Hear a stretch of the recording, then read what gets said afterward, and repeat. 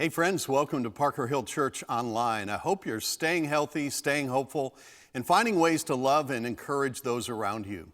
And I hope that God will speak to your heart in a very real way during these few minutes that we spend together today.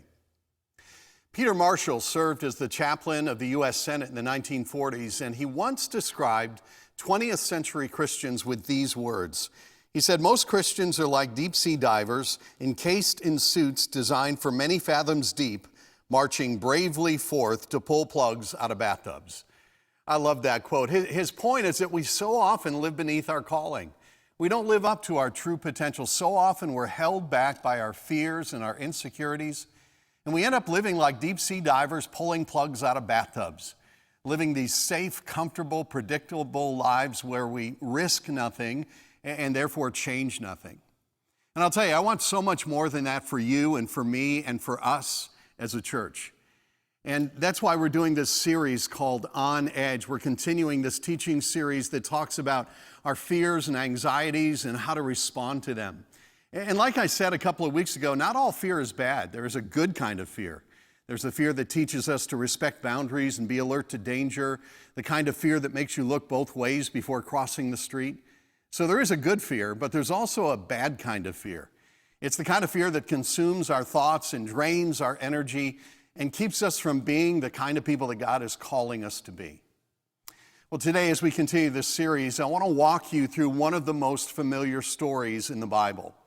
And even if you didn't grow up in church, you at least know the basics of this story. It's the story of a shepherd boy named David and a giant named Goliath.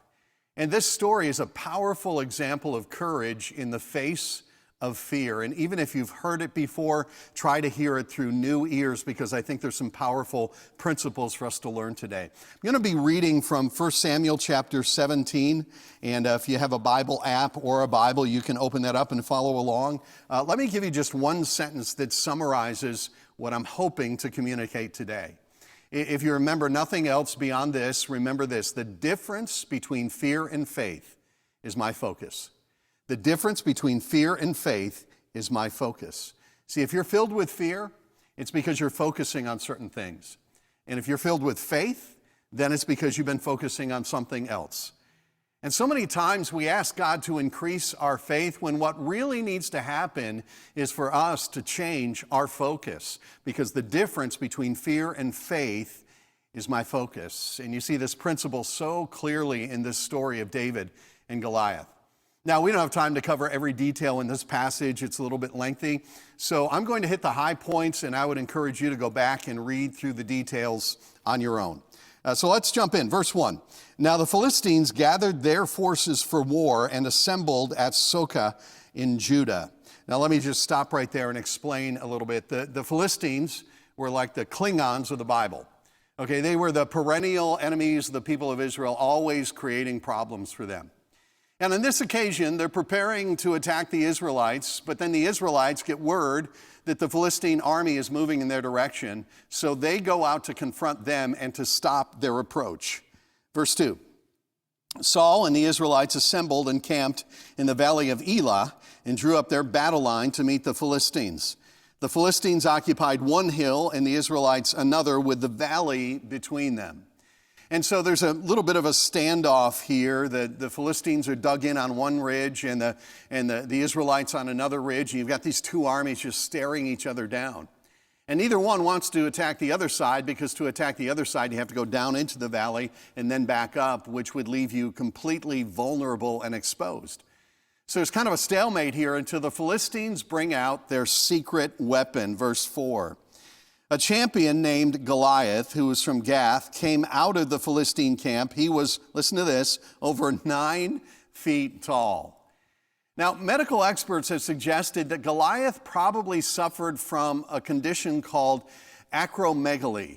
It's caused by a tumor on the pituitary gland, which creates an overproduction of human growth hormone. In fact, the tallest person in recorded history was Robert Wadlow. He had acromegaly. He was still growing at the age of 24 when he passed away. He was 8 feet 11 inches tall. And do you remember the wrestler Andre the Giant, also in the movie Princess Bride? He had acromegaly.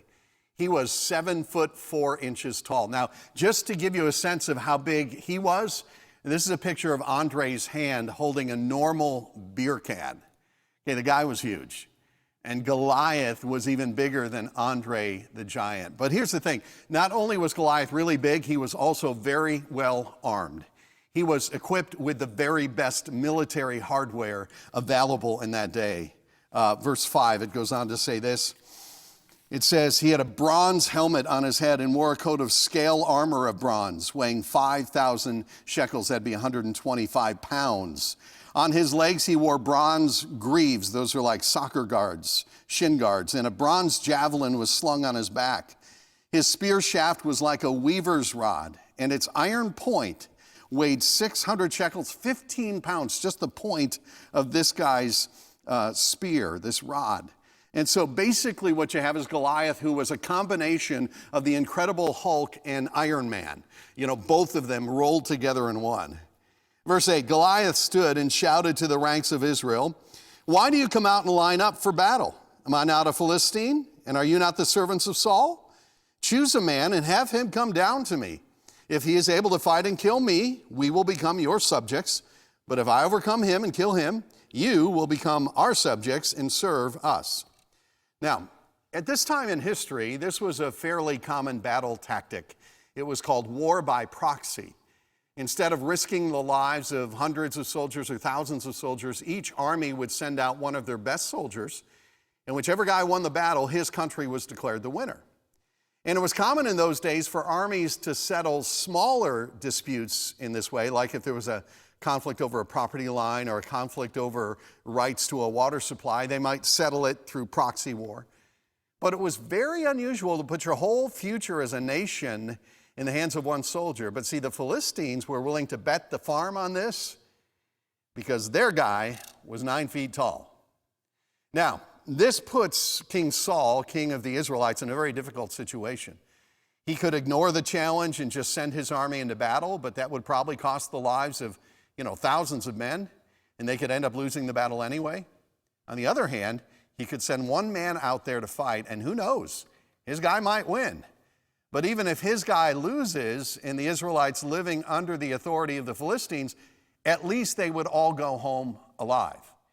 And so in Saul's mind, it seemed like a better choice just to send out one soldier and take on the challenge and see what happens, The problem was, nobody wanted to go out and take on Mr. Hulk Iron Man. So verse 10, here's what happens. Keep reading. Then the Philistines said, "This day I defy the ranks of Israel. Give me a man and let us fight each other."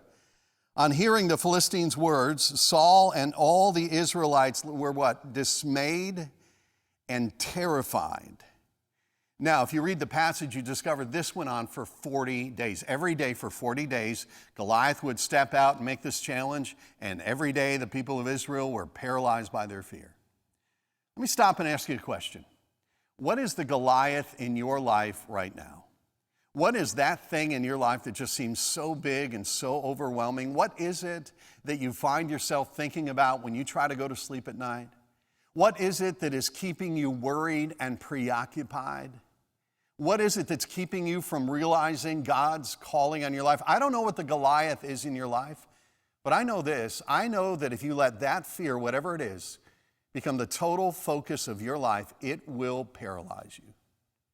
Now, as all of this was going on, a boy named David is back home with his father Jesse. Now, David was the youngest of 8 sons. And at this point in time, he had 3 older brothers who were serving in the army. And so David's father says to him, "Hey, David, I want you to go and check on your brothers and report back to me. Go see how the battle is going." So David heads out to the battlefront. I'm going to skip down to verse 22. It says, David left his things with the keeper of supplies. He ran to the battle lines and greeted his brothers. As he was talking with them, Goliath, the Philistine champion from Gath, stepped out from his lines and shouted his usual defiance, and David heard it. When the Israelites saw the man, they all ran from him in great fear. Now, the Israelites had been saying, "Do you see how this man keeps coming out? He comes out to defy Israel. The king will give great wealth to the man who kills him. He will also give his daughter in marriage and will exempt his father's family from taxes in Israel." Now, you almost feel bad for King Saul at this point, because he has tried everything he can think of to get somebody to go out and face this huge, Incredible Hulk, Iron Man guy. He says, if you go out there, I will make you wealthy. Nah. If you go out there, I will make you very, very wealthy. No. If you go out there, I'll give you my daughter. Like, I'm not sure how his daughter felt about that. If you go out there and face this guy, you won't have to pay taxes, and your family won't have to pay taxes for the rest of your life. I mean, he's trying to do anything he can to convince someone to go out there. But nobody wants to go. Because if you're dead, it doesn't matter how rich you are or who you got to marry. And when you die, your taxes go away anyway. And it's so interesting that Saul is just pushing and bribing someone to go out there. But let me tell you what I don't see in this passage. I don't see anything in this passage where King Saul ever gathers the soldiers together and says, listen, we are the chosen people of God. Remember how God has protected us and preserved us in the past. We serve the true and living God. We don't need to fear this man. He never says anything like that. He just keeps offering more and more money. And so David is watching this whole thing, and then David asks a very, very important question. And with one question, David brings a whole new perspective to the situation. Verse 26, David asked the men standing near him, who is this uncircumcised Philistine, that he should defy the armies of Israel? No, not the armies of Israel, the armies of the living God, the living God, a God who is not dead, a God who is not disinterested, a God who is present with us in the greatest challenges of our lives. See, David saw what nobody else was seeing. Everybody else was focused on a giant, but David was focused on God. And the difference between David and everybody else on the battlefield that day was his focus, his perspective.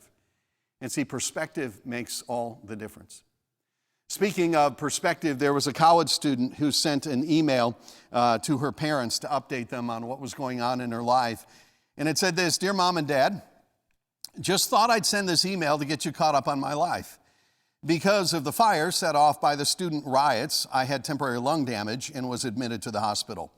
While I was there, I fell in love with an orderly, and we've moved in together.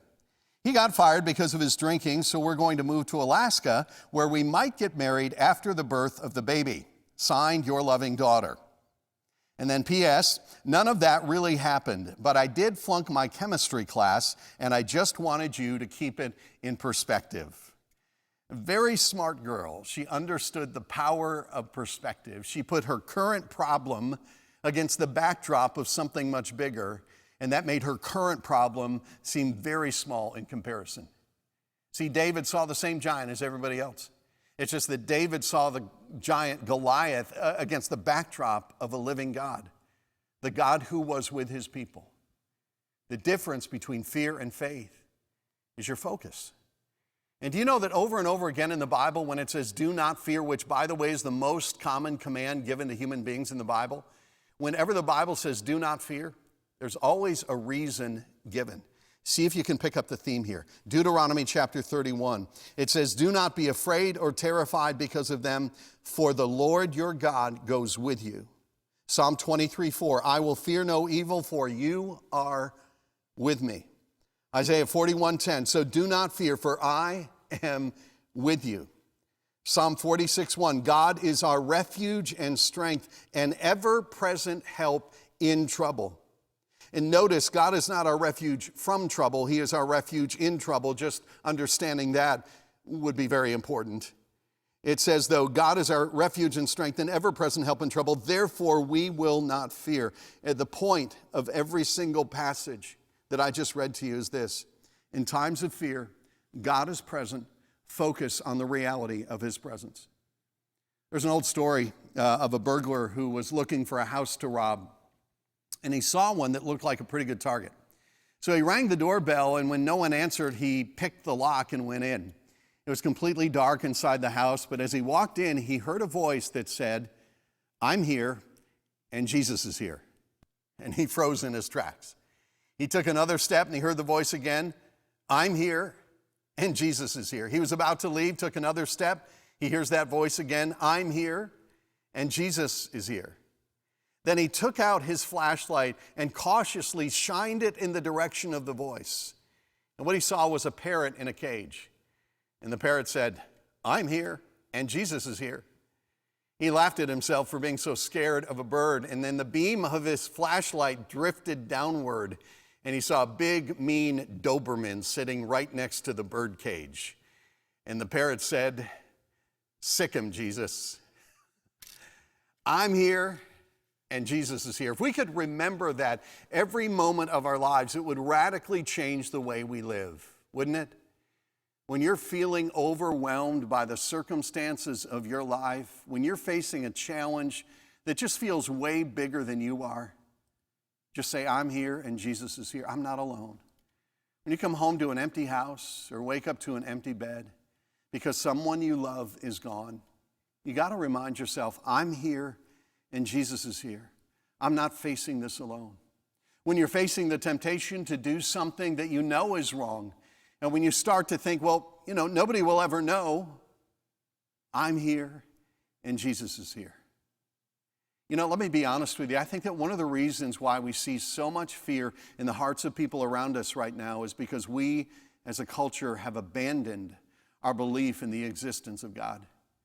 The reason we see so much anxiety in the world today with everything that's going on is because most people have been convinced that they are alone in this world. We've written God out of the story, and so we live lives of loneliness and therefore fear. My friend, I don't know what you're facing in your life right now, but if you're a follower of Christ, I want you to know this. You're not alone. The same God who spoke creation into existence is with you. The same God who tells the sun to rise each morning is with you.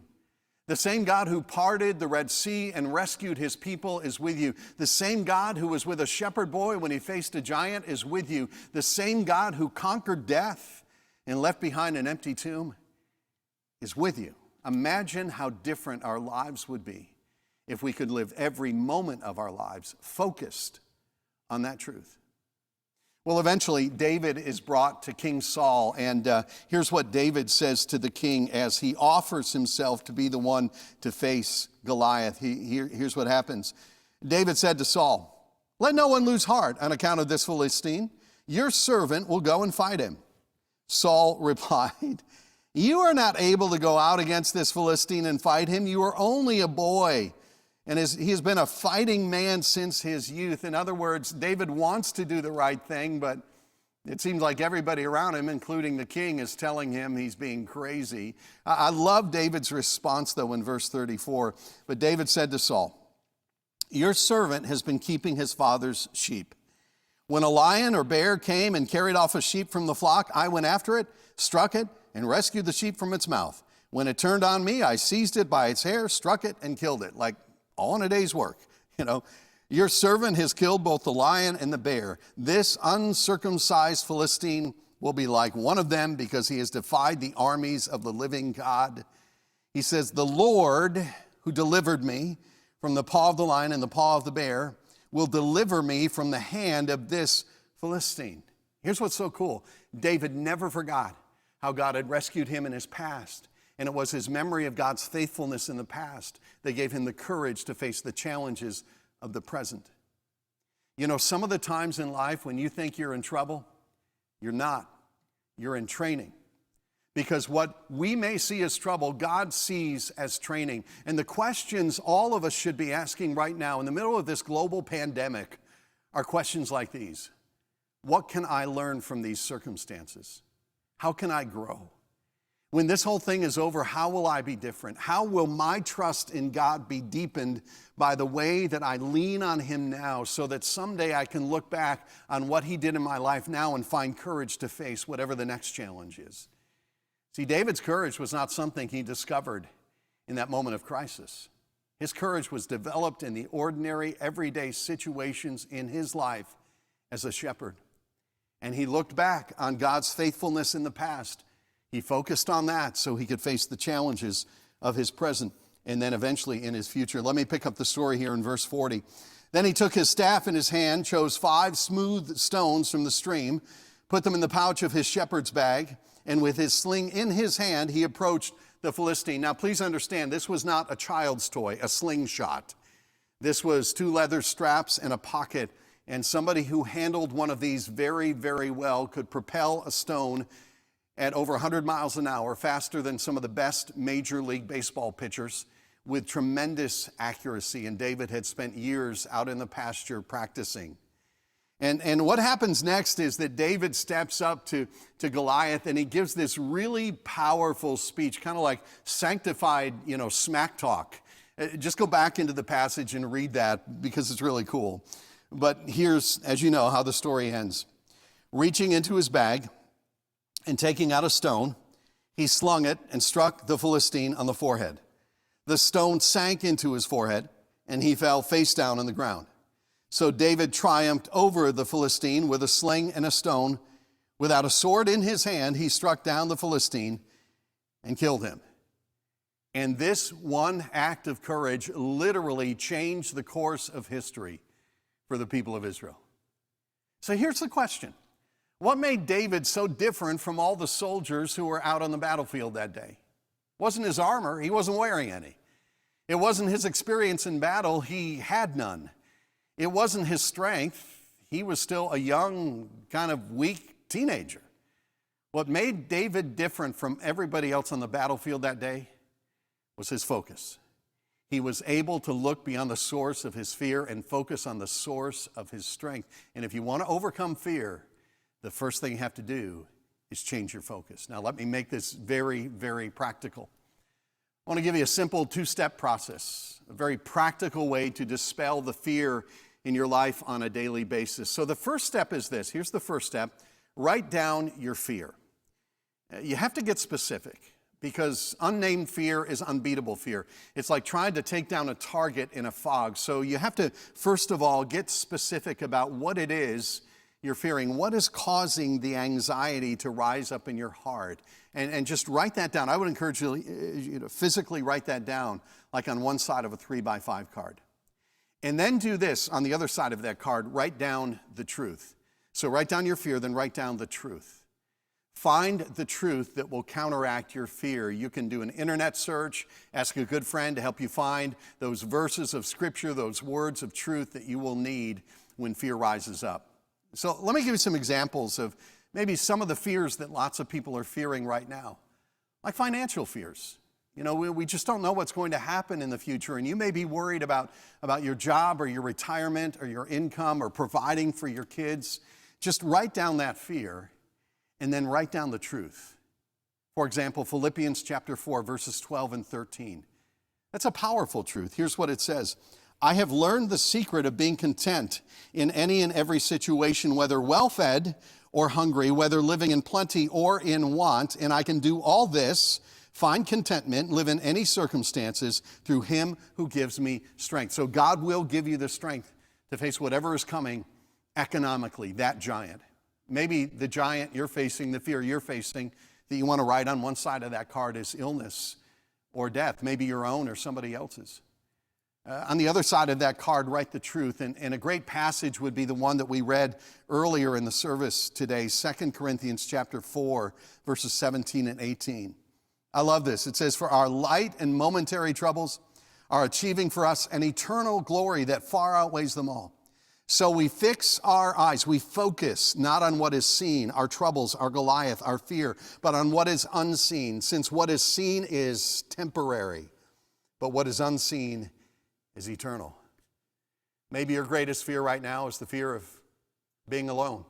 You're cooped up in your house. It's hard to communicate with other people.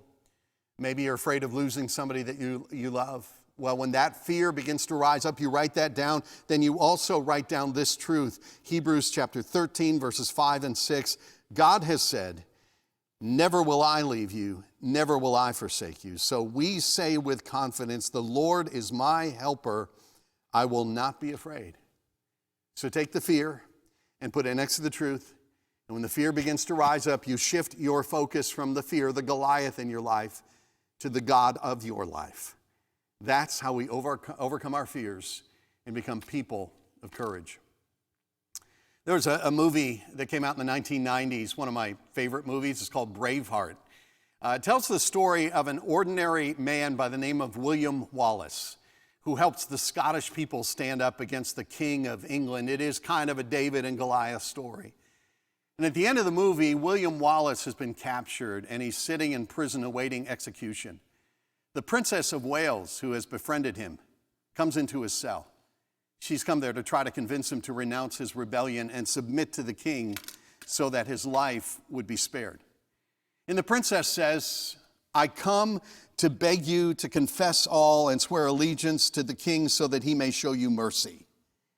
William Wallace says, if I swear allegiance to him, all that I am is dead already. And weeping, the princess says, you will die and it will be awful. And then he says this, it's like the best line in the movie. William Wallace says, every man dies. Not every man really lives. You know what? When the story of my life has been written, I want to be known as someone who really lived. I want to be known as someone who did not shrink back from faith-inspired, God-given challenges. I want to be known as someone who was willing to face down the giants in my life, not in my own strength, but in the strength of the God who is with me. And that's my prayer for you, and that's my prayer for all of us collectively as a church. Hey, next week we're going to wrap up this series by looking at some of the most famous words that David ever wrote. He was not only a fighter, he was a writer as well. And it's going to be a great message next week. So until then, stay strong, stay courageous, and remember this, the difference between fear and faith is my focus. Stay right where you are, don't go anywhere. Kyle's going to come now and wrap up our time together. Perspective changes everything. The way we see ourselves, our situation, and especially the way we see God impacts our lives in such a deep way. In today's message, one of the things Mark challenged us with was to take our focus off of our hopeless circumstances and fix our eyes on the giver of all hope. Only then can we see our situation for what it truly is and live our lives without fear. And this is way easier said than done. Fear can be overwhelming, and it takes a third party to speak truth into your life, to give you that perspective that is so pivotal in this time. And that's why we have a number of groups that meet by video conference to learn together, encourage each other, and pray for one another. If you'd like a group of positive voices to come alongside you in this moment, just go to parkerhill.org/hello and click Join a Group so you can let us know that you're interested in being a part of one of our online communities. Next week, we're going to continue our teaching series on Edge. But until then, stay healthy, stay hopeful, and find ways to love those around you. See you back here next week.